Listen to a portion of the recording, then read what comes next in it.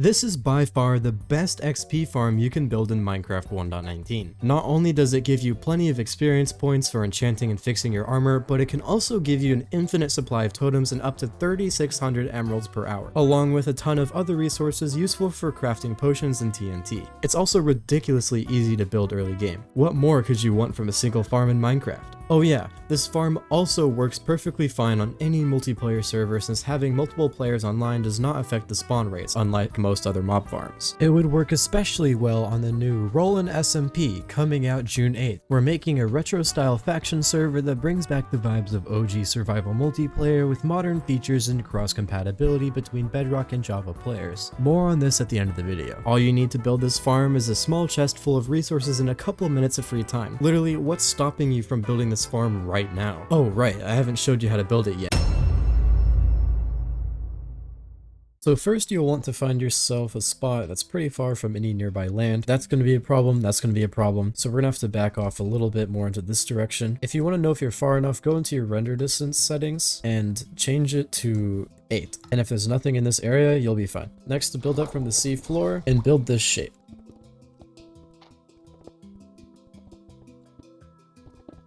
This is very important. Make sure the end with the composter is facing that way. Next, we're going to make a little enclosure for our villager.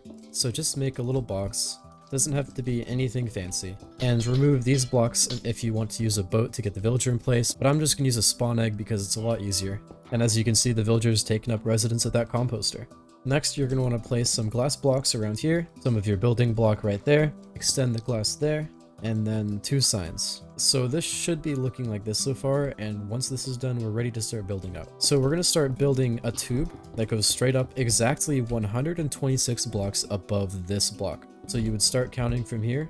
1, 2, 3, 4, 5, 6, 7, 8, 9, 10, 11, 12, 13, 14, 15, 16, 17, 18, I can't do this anymore. I'm just going to use world edit. At this point, we should be standing at Y level 190 on top of the pillar once it's complete, facing the easternmost side. And remember, the composter is facing north, so it's directly east. So then what you're going to want to do, place a slab there and there, break a block here, place a block here, put a couple of blocks there, make a double chest sitting right on there, and place a hopper and a carpet on top of it, then make a ring of glass around the hopper and chest, and then a slab right there. Next, we're going to make a ring around this outer area just so you don't fall off.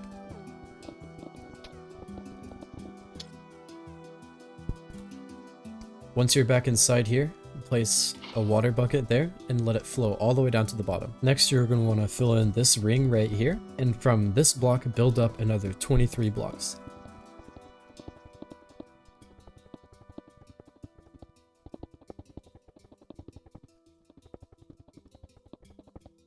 At this point, we should be up to Y level 217. Next, take some ladders and build all the way up to the top. Next, find the southwest corner and place 3 slabs like so. Then build 5 slabs out in each direction. Once you have these complete the square. Now on the top of this block, place more half slabs and fill in the bottom of the square like so. Then place a trapdoor right on top of the ladder. Then we're going to want to go 3 blocks up, and then on the bottom of the 3rd block, place more slabs like so, and then make another floating square. Then we're going to build up another 2 blocks, and then on the bottom half of the top block, you're going to place another slab and make another ring.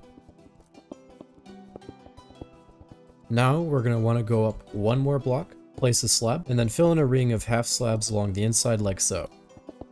Now we can go down here and break all these temporary blocks, go into the middle, build up 3 blocks, and then make a ring of 8 more blocks around the center pillar. Break the center pillar and place a slab right on top. Now we're going to place a trapdoor, open it, walk up against the trapdoor, and make sure your X equals 0.5, and then break the trapdoor, look straight down, and jump and place the boat directly underneath you. Next, add a slab in each of these corners right over the drop down. You can place a block, add water, remove the block, and it should start flowing all the way to the end. And now the spawning platform is complete. Now the only thing left to do is place 1 kelp on top of the soul sand here and bone meal it until it reaches the top. Now you can break the sugar cane and you'll have a fully functioning bubble elevator. All you need to do in order to start the farm is find one of these pillager outposts. Look for one of these guys. This is a pillager captain. You can tell because he has the banner on top of his head. Kill the pillager captain, and you should get the bad omen effect. Once you have bad omen, come back to your farm, go up the bubble elevator. As you can see, there's a little raid bar at the top, and by the time you get up here, there should already be raiders falling from the top. I had to turn down my volume a little bit, but now you can just start killing the raiders.